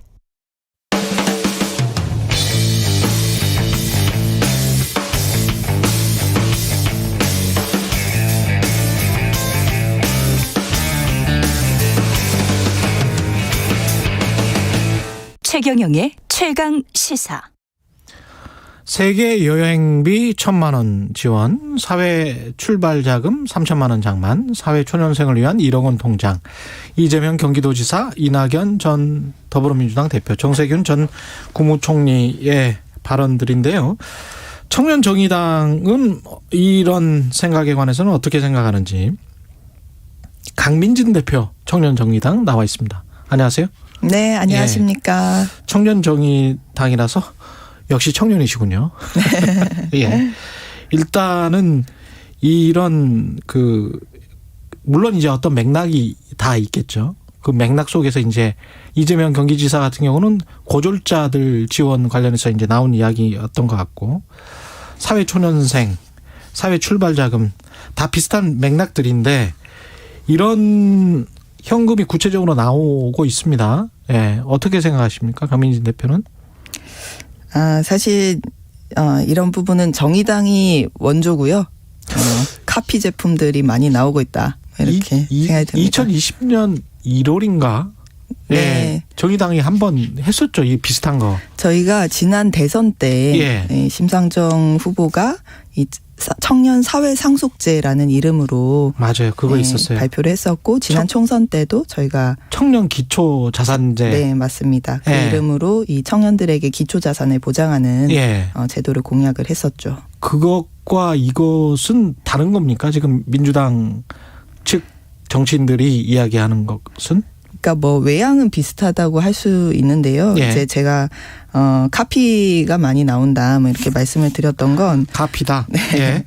이 외양만 좀 따라 할 것이 아니라 이 정책이 추구하는 이 사회 비전, 정책 철학을 같이 좀 따라해 주셨으면 좋겠는데 좀 외양만 따라하고 있다, 이런 아쉬움이 들어서 말씀을 드린 거고요. 우리 정의당에서 청년기초 자산제를 국민들께 말씀을 드렸던 건 이 20살 모든 청년들에게 3천만 원을 드린다라는 이 액수가 중요한 것은 아니었습니다. 이 정책을 통해서 우리 사회 구조를 어떻게 바꿔놓을 것인가라는 것이 핵심인데요. 우리 세대는 과거보다 이 기회가 적고 또 계층 사다리가 많이 끊어진 그런 시대에 살고 있죠. 왜 그러냐 하면은 이제 과거만큼 급속한 성장이 이제는 불가능하고 이 출발선의 격차가 어떤 결정적인 어떤 요인이 되는 그런 시대를 우리가 살고 있단 말이에요. 그 태어날 때부터 어떤 부모에 태어나느냐가 굉장히 좀 중요해졌죠. 그렇죠. 이거는 이제 60, 70년대생들하고는 뭐 그 이전에 5, 60년대생들하고는 또 다르죠. 그렇죠. 완전히 다르죠. 지금 보면은 두 가지 종류의 청년이 있습니다. 빚 지고 시작하는 청년이 있고요. 빚 안 지고 시작하는 청년이 있어요. 이 부모가 대학 등록금 대줄 수 있냐, 뭐 그렇죠. 자취방 지원해 줄 수 있냐, 취업 준비 지원해 줄 수 있냐에 따라서 빚 지고 시작하는 청년들이 있다는 거예요. 그래서 저희가 이제 당시에 그 사회 초년생들의 부채 이제 사회생활 시작할 때 부채를 보니까 평균적으로 3,300만 원이 나왔습니다. 그래서 청년들이 흑수저 청년도 빚을 안 지고 사회생활을 시작하려면 이 3천만 원이 필요하다. 그런 부분 때문에 3천만 원 청년기초자산제를 공약을 했었던 거고요. 이 정책의 의미는 청년들이 자립하는 것을 개별 부모의 수저에 맡겨두는 것이 아니라 이 국가가 책임지겠다라는 것이 이 정책의 철학이거든요.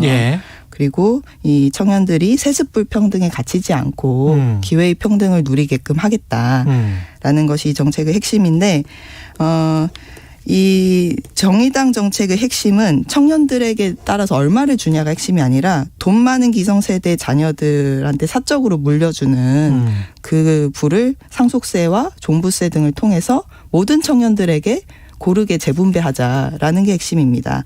그러니까 누구로부터 걷어서 누구에게 주느냐, 이게 이제 핵심인데 세금과 복지 정책의 핵심인데 그걸 돈 많은 부자들로부터 걷어서 돈 없는 가난한 청년 세대에게 지원을 해야 되겠다. 네. 그게 핵심이다라는 말씀이시네요. 그렇죠. 그러니까 핵심은 부자 과세입니다.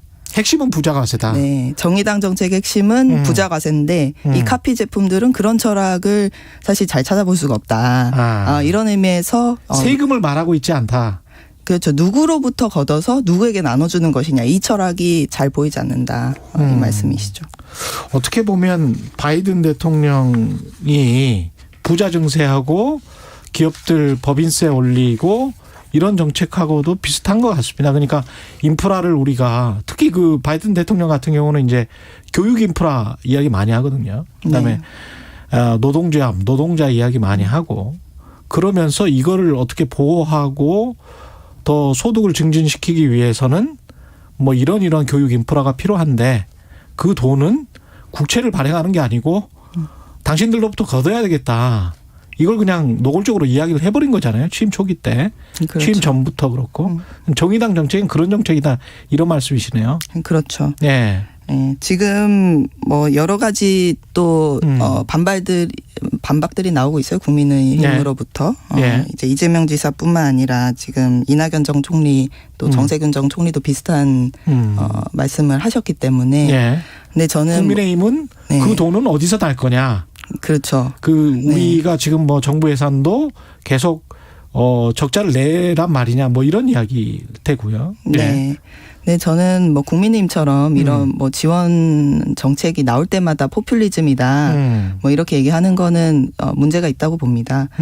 하지만 이제 이렇게 새 후보들이 민주당의 새 대권 후보들이 이런 현금성 지원 공약을 했음에도 사실 국민들이나 청년들이 크게 관심을 갖는 것 같지가 않아요. 근데 왜 그러냐 하면 이제 이게 실현될 수 있냐라는 거에 대한 믿음이 없기 때문이라고 생각하거든요.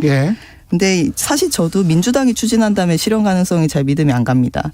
왜냐하면 왜요? 아까 말씀드렸듯이 집권 여당인데도 이제 핵심은 이건 부자 과세인데 민주당이 지금 그 부동산 과세에 기존에 민주당이 추진해왔던 것조차 조세 저항에 부딪히니까 막 흔들리고 있단 말이에요. 그리고 이제 이재용 삼성 부회장 사면건에 대해서도 사실 국정 논란 가담자기 때문에 말도 안 되는데도 이 경제계가 요구를 하니까 흔들리는 모습을 보이고 있어요. 이렇게 부자 과세에 따르는 조세 저항을 이제 돌파할 수 있는 능력 내지는 의지, 결단이 민주당에 있냐. 그리고 이제 경제계의 눈치를 이렇게 많이 보는데 이걸 추진을 할 수 있겠냐라는 점에서 이제 사실 믿음이 많이 안 갑니다. 그런 차원에서 제가 이제 외양만 따라하는 게 아니라 이 철학을 같이 따라해줬으면 좋겠다라는 건 이 정당이 가지는 어떤 이 사회를 어떻게 바꿀 것인가에 대한 비전 그리고 정책 철학, 일관성 이런 것들이 모두 같이 가야 국민들도 이런 정책에 대해서 그냥 말뿐인 공약이네 이렇게 느끼지 않고 정말 사회를 저렇게 바꾸려고 하는구나 이런 믿음을 가질 수 있을 거라고 생각합니다. 그 말뿐인 공약이 되지 않으려면 물론 이제 숫자는 중요하지 않다. 철학이 중요하다 이런 말씀을 하셨지만 일단 3천만 원이라는 숫자는 내놓으셨잖아요. 그러면 그 숫자 디테일에 있어서 이 3천만 원은 어떻게 가능한 건지 그걸 좀 설명을 해 주세요. 그 정의당의 정책을 설명을 드리면 만 20세 청년 전원에게 3천만 원을 지급한다. 그리고 이제 만 20세 청년 전원에게 만 20세가 되는 그 시점에 그렇죠. 해피 버스데이 투 유 하면서 3천만 원 이렇게. 네. 근데 분할 지급을 하기 때문에 이제 1년에 1,000만 원씩 이렇게 뭐 20살에 한 번, 뭐 21살에 뭐 이런 식으로 지급을 하기는 합니다. 그리고 이제 아동 양육 시설 퇴소 청년들, 그러니까 부모로부터 아예 지원이 불가능한 청년들 같은 경우에는 5천만 원 지원을 하고 또 일정 금액 이상 상속을 많이 받는 그 부자 부모를 둔 청년들 같은 경우에는 세금으로 환수하는 그런 내용이고요. 이게 이제 저희가 추계를 했을 때 2021년 기준으로는 18조가 들고 이 인구가 감소하기 때문에 점점 이 예산이 줄어들어서 2040년에는 9조가 됩니다. 근데 이제 정의당의 이 정책의 핵심은 부자 기성세대, 기득권 기성세대한테 걷어서 모든 청년들한테 분배하는 게 핵심이거든요. 그래서 이 재원 마련은 상속세 그리고 부동산 관련 조세와 연동해서 마련을 하게끔 설계가 돼 있습니다. 부자인 기성세대 뭐 5, 60대가 되겠죠. 막 돈을 벌고 있는 그 사람들에게 소득세든 자산에 관한 세금을 더 부과를 하는 겁니까? 어떻게 되는 거죠, 세금은? 이게 그 사적으로 기득권 기성세대가 자기 자녀에게만 사적으로 상속하던 그 부분을 부분의 사회적으로. 일부를 사회적으로 청년들에게 나누는 거기 때문에 상속증여세 가 이제 핵심 재원이고요. 이게 이제 8조 5천억 원 정도 됩니다. 상속증여세가 우리나라 그렇게 많지는 않은데 그 공제제도를 많이 줄여야 되겠네요. 그러면 재원을 마련하려면. 네. 그리고 이제 부동산 관련해서 이제 종부세 증세하고 뭐 이렇게 이제 부동산을 많이 가진 어떤 그런 부분들을 나누는 부분도 같이 있습니다. 전원에게 한다는 것 가지고 또 이제 과거의 무상급식 논란처럼 이건희 뭐 손녀 딸에게도 할 거냐 뭐 이런 논란이 있었잖아요. 이 전원의 의미는 어떤 거죠? 그러니까 저희 정책은 어차피 일정 금액 이상 상속 그 증여를 받는 청년들은 다시 환수를 하는 거거든요. 그래서 환수는 어떻게 합니까? 세금으로 환수하는 거죠. 일단 다 주고 그 상속을 자기 부모한테 어차피 많이 받는 청년들한테는 그 다시 세금으로 환수를 하는 거기 때문에 그렇게 되는 거구나. 저희 정책은 그렇게 설계돼 있습니다. 재밌네. 그렇군요. 이거는 민주당의 지금 그 대선 후보군들이란 말이죠. 이분들의 정책도 그렇게 설계가 돼 있습니까? 어떻게 보세요? 지금 사실 내용이 자세히 안 나와가지고 뭐라고 말하기는 좀 힘들죠. 평가하기가.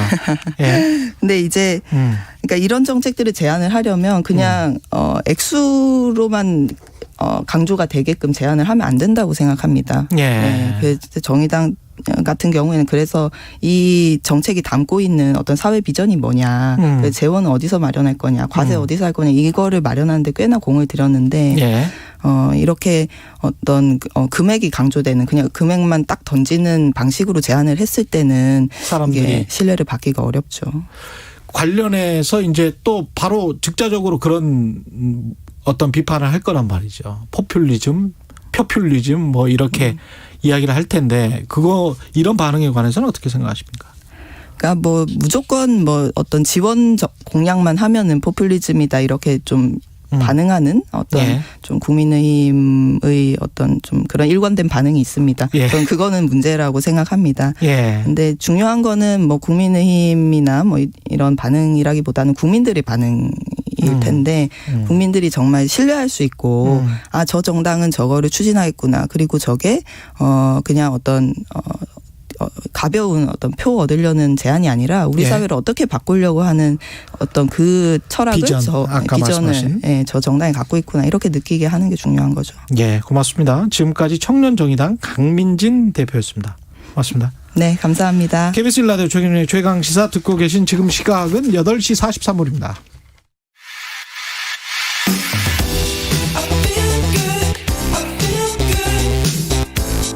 세상에 이익이 되는 방송 최경영의 최강 시사.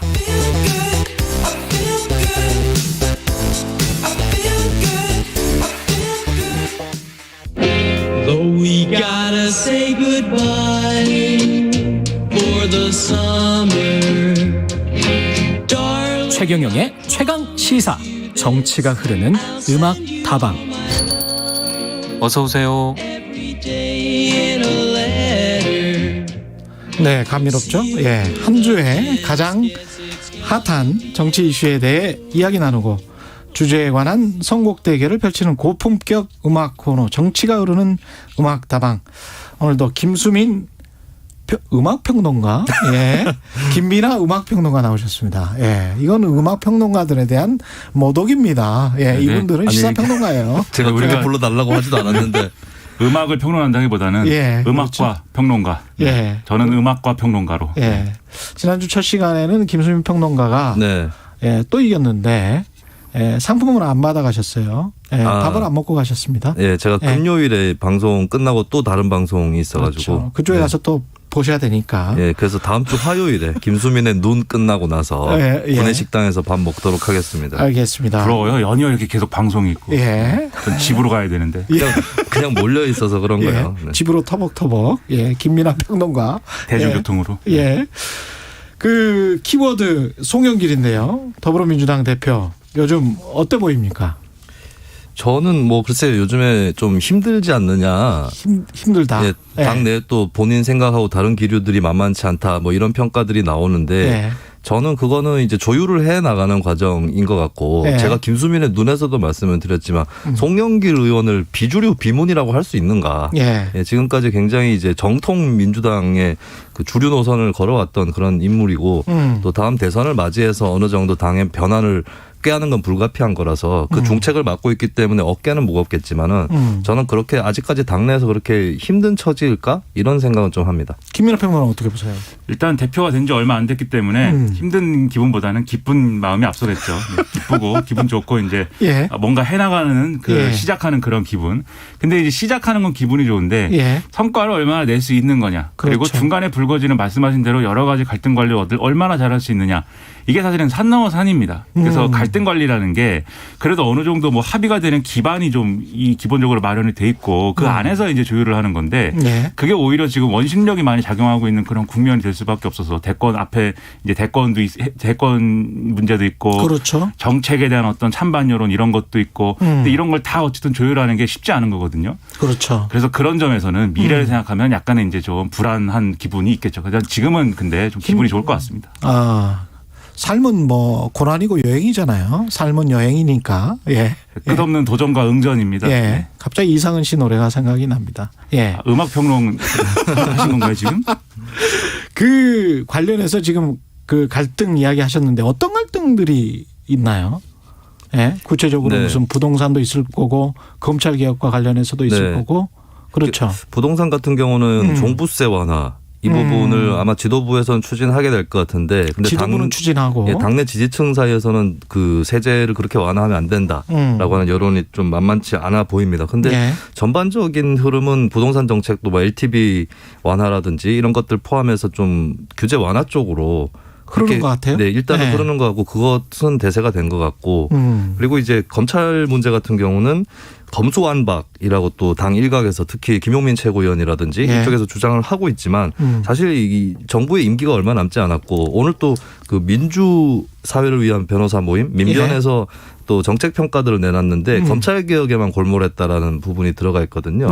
그래서 남은 임기 동안에 검찰 문제를 건드릴 수 있을까? 이 부분에서는 어차피 힘든 거기 때문에 그래서 검수완박 같은 경우는 몇 명의 최고위원이나 의원들이 일단 주장해서 지지층을 좀 달래고 불씨만 살려놓는 수준에서 송영길 지도부는 그거는 좀 후순위로 놓고 다른 민생이라든지 이쪽으로 선순위를 잡지 않을까 그렇게 예상이 됩니다. 그러니까 항상 정치가 이제 양자택일 이렇게 이제 선택지가 주어져서 그게 항상 좀 어려운 건데 예를 들면 검찰 개혁 말씀하셨지만 뭐 이 정권에서 이제 검찰 개혁에 뭐 일부 성과가 있죠. 제도적인 것, 그다음에 뭐 공수처를 만들었달지 뭐 수사권 조정을 뭐 어쨌든지 간에 했다든지 여러 미흡한 점이 있지만 그런 것은 있지만 결국 검찰 개혁이라는 정치적 차원에서의 어떤 슬로건과 그 내용은 자기들에게 유리한 이제 뭐 어떤 그런 부분만 한 거 아니냐라는 의구심이 있는 거거든요. 그리고 민변이 지적을 했듯이 사실 검찰과의 대결 구도 여기에 너무 이제 함몰되고 그래서 매몰돼서 나머지 문제에 대해서는 사실 손을 못 댔다라는 비판 여론이 분명히 있는 것이기 때문에 그래서 이제 여기에 대한 어떤 태도 전환이 필요한데 사실 정답은 그래서 원래 했어야 될 개혁을 잘하는 것이 중요하다라는 게 이게 이제 핵심이거든요. 그렇죠. 잘하는 게 중요하죠. 그렇죠. 근데 이게 마치 개혁에 대한 찬반 이렇게 지금 가고 있기 때문에 그럼 송영길 지도부는 개혁에 반대하는 거냐 이런 목소리가 한쪽에 나오고 있고 송영길 지도부는 또 아니라고 하겠죠. 그렇죠. 아니라고 하면서 그렇다고 해서 기존의 그런 개혁의 그 노선 원래 좀 비판받은 노선을 계속 고수하기도 좀 어려운 그런 딜레마에 빠져 있는 그런 상황이고 부동산 정책도 사실 마찬가지입니다. 원래 이제 진선미 의원이 하던 이제 부동산 특위위원장을 김진표 의원으로 바꾼다고 하는데 이게 완전히 해법이 다른 거잖아요. 그러면 이제 이 정권에서 초기부터 이제 나름대로 추진했던 여러 정책들이 후반기에 가서는 많이 무너졌지만 그렇다고 해서 원래 하려고 했던 뭐 개혁적인 어떤 이 색채를 가지고 있는 그런 정책들을 과거의 어떤 빚내서 집사라라는 그러한 패러다임으로 또 바꿔야 되는 건 또 다른 문제인 건데 김진표 의원이 여러모로 어쨌든 보수적인 뭐 색채가 있고 기존에 이제 경제 관료들과 비슷한 어떤 마인드를 가진 인물로 많이들 이제 이제 평론을 하고 있지 않습니까? 평가를 하고 있는 그런 상황인데 이분이 만약에 이제 키를 잡고 부동산 대책에 손을 댄다든지 이랬을 경우에 결국은 과거의 대책으로 돌아가지 않겠느냐 이런 딜레마가 있는 거거든요. 그렇죠. 그래서 여기서 못 빠져나오면 양쪽의 비판을 초래하고 양쪽에서 욕먹고 끝날 수가 있어가지고 이거 얼마나 잘 조율할 수 있는지가 이제 관건인 겁니다. 이 송영길 대표가 대표된 다음에 인선이 좀 주목해야 될 것 같은데 사무총장이 윤관석, 수석대변인 고용진, 비서실장 김영호, 정책위의장 노웅래. 제가 한번 검색을 해봤어요. 네. 다 서울이대. 다 서울이죠. 서울 수도권 다 이쪽이더라고요. 수도권이죠. 네. 그렇죠? 윤관석 의원은 그 인천시에서 송영길 대표가 시장할 때 대변인했었던 측근 인사이기도 하죠. 그냥 보면 이걸 이렇게 이제 그 진용을 갖춘 이유 같은 건 뭘까요? 그러니까 이 네 분의 공통점이 기존에 이제 친문 주류라고 불리는 그 이제 인력풀하고 좀 거리가 있는 분들이죠, 사실. 노웅래 의원의 경우에는 확실히 이제 비주류라고 평가할 수 있는 그런 인물이고, 윤관석 의원의 경우에는 사실 이제 송영길 대표하고 상당히 가까운 사이 그리고 비슷한 이력을 가지고 있는 이런 인물로 분류하고 있어서 나름대로 이제 뭐 최측근형 인사이다 이렇게 볼 수 있는 것 같아요. 근데 고용진 의원의 경우에는 사실 그동안 어떤 뭐 개파 구도나 이런 데서 좀 그런 색채가 옅은 상황에서 마치 정치권에서 잡초처럼 이렇게 좀 여러 어려움을 딛고 이렇게 성장한 인물 뭐 그런 것 같고 김영호 의원은 또 근데 거기에 비하면 과거 유력 정치인의 이제 자제분인 거기도 하거든요. 김상현 의원이죠. 그렇죠. 김상현 의원 아들이죠. 노웅래 의원 또 노승환 의원의 그렇죠. 그렇죠. 그래서 여러 색깔과 여러 측면을 가지고 있는 사람들인데 이런 사람들을 하나로 묶는 공통점은 원래 당주류와는 좀 거리가 있었다. 이 부분이기 때문에 결국은 그래서 이게 당주류 기존의 당주류로 비치는 그 색깔은 나는 아니다. 그걸 보여주기 위한 인사로 해석할 수 있는 거죠, 결국은. 그렇습니다. 일각에서는 너무 지나치게 친문색을 빼려고 한 거 아니냐 이런 불만이 있다고 하더라고요. 지나치게 친문 세력을 빼려고 한 거 아니냐. 그래서 균형을 좀 맞추려고 대통령을 만난 거잖아요. 그래서 내가 왜 비문입니까? 억울하다. 대통령도 대통령이지만 이제 송영길 대표는 이렇게 얘기를 하고 싶을까요? 그 찐 친문들은 최고위원 많이 됐지 않습니까? 이런 생각을 또 할 겁니다. 그렇죠. 어차피 최고위원으로 많이 들어갔기 때문에 그래도 이제 자기하고 들어갔죠. 더 호흡을 맞춰야 되는 최고위원회라는 공간 자체는 이견이 있을 수 있고 당의 여러 가지 경향을 대변할 수 있는 공간이기 때문에 그렇다 치는데 자기하고 좀 더 굉장히 손발을 맞춰야 되는 그런 자리에는 그래도 이런 사람들을 써야겠다. 이런 게 이제 송영길 대표의 의중이고 메시지가 될 것 같습니다. 아까 말씀하신 대로 당내 갈등이랄지 정책 관련해서 여러 가지 의견이 나오는 거는 참 바람직한데 결국은 결정을 해야 될 때 어느 편에 손을 들어주느냐 이게 이제 굉장히 큰 이슈가 되겠네요. 근데 이제 당장 닥친 그 인사청문회 끝났는데 장관 후보자들 같은 경우는 이걸 이제 누군가는 부적격하게 보이기도 하고 국민의힘 같은 경우는 이 사람들은 뭐 절대 안 된다 이렇게 이야기를 하고 있고 아까 권은희 원내대표 같은 경우도 국민의당도 두 사람 정도는 절대 안 된다 이렇게 이야기하고 있는데 송영길 대표가 어떤 입장을 취할까요? 일단 일부 보도를 보면은 이 세 명을 다 안고 가는 것은 무리다라는 입장이라고 보도가 많이 나오더라고요. 이 세 명은 임혜숙, 박준영, 노영욱 후보자. 그러니까 이 세 명은 어쨌든 야당이 반대하는 인물들이기도 하지만 예를 들면 임혜숙 후보자나 박준영 후보자의 경우에는 국민 정서상 용납하기 어려운 그런 이제 의혹들을 안고 있는 인물이기도 하지 않습니까? 특히 박준영 후보자는 뭐 도자기 얘기가 굉장히 관심을 많이 끌었기 때문에 그래서 이런 부분들이 있어서 세 명을 이제 다 이제 포용하기는 어려운데 근데 야당이 요구하는 건 사실 2명 임혜숙 후보자와 박준영 후보자에 대해서는 절대 이제 좀 용납이 안 된다라는 거거든요. 그럼 이게 이 세 명 중에 그러면 2명을 그러면 뭐 낙마시키는 그런 방향으로 가는 거냐, 그것을 용인하는 방향으로 가는 거냐, 아니면 둘 중에 하나를 내주는 것이냐, 뭐 그럼에도 불구하고 세 명 다 밀어붙이는 것이냐 이런 선택지가 있는 건데 어쨌든 송영길 대표는 한 명이라도 어쨌든 포기하는 게 필요하다는 입장으로 지금 얘기를 하고 있어요. 그러면 그냥 근데 정치라는 게 항상 그렇습니다. 그렇죠. 국민들이 볼 때는 그냥 포기하면 되는 거 아니야 이렇게 생각할 수 있지만 이걸 가지고 또 그 다음 얘기를 만들어야 돼요. 그 다음 국면이 뭐냐면 이제 김부겸 총리 후보자 이제 지금 인사청문회 또 하는데 임명 함정동의안 어떻게 처리할 거냐 이 문제와 연관돼 있지 않습니까? 그래서 이 신문들에서 뭐 이렇게 뭐 분석을 하는 것은 결국 총리 후보자에 대해서 야당의 보수 야당의 좀 협력적인 그런 태도 변화를 촉구하면서 한 명 정도는 포기하는 거 아니냐. 그게 이제 나름의 이제 절충이 되지 않겠느냐. 이렇게 얘기를 하고 있는데 과연 뭐 그 가능할 것이냐. 네, 결론을 지켜봐야 되겠죠. 그래서 뭐예요, 김민하 평론가는? 여기서 또 몇 명을 포기하는 겁니까? 몇 명을 하느냐, 그 중에 누구를 포기하느냐. 네, 몇 명까지라도.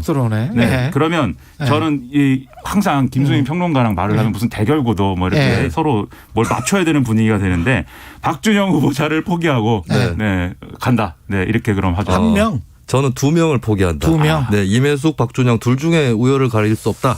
그리고 어차피 대표로 새로 취임했는데 민주당이 달라졌다는 걸 보여주겠다. 쓴소리도 하겠다. 이런 차원에서 2명을 얘기를 하고 그리고 이제 왜 2명이냐면 또 아까 말씀하셨다시피 김부겸 후보자 문제가 같이 걸려 있거든요. 김부겸 후보자를 원활하게 통과시키기 위해서 2명을 그럼 철회 건의를 할 것이다. 이런 범민과 고뇌에 쌓여있는 삶을 여행하고 있는 송영길 대표를 위해서 골라오신 노래 김민하 평론가는? 네.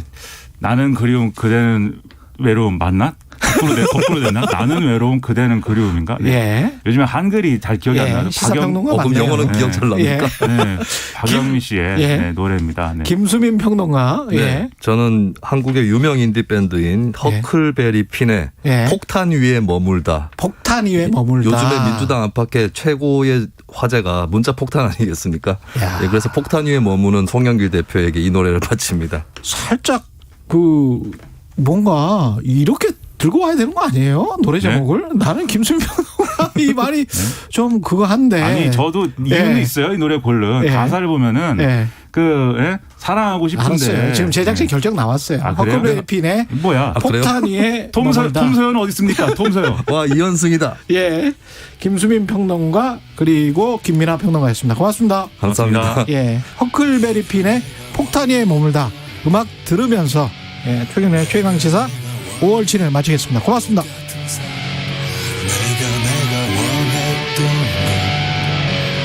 사랑으로 사는 널 똑같은 삶 폭탄 위에 머물다 폭풍에 잠든 폭탄 위에 머물다 나는 지금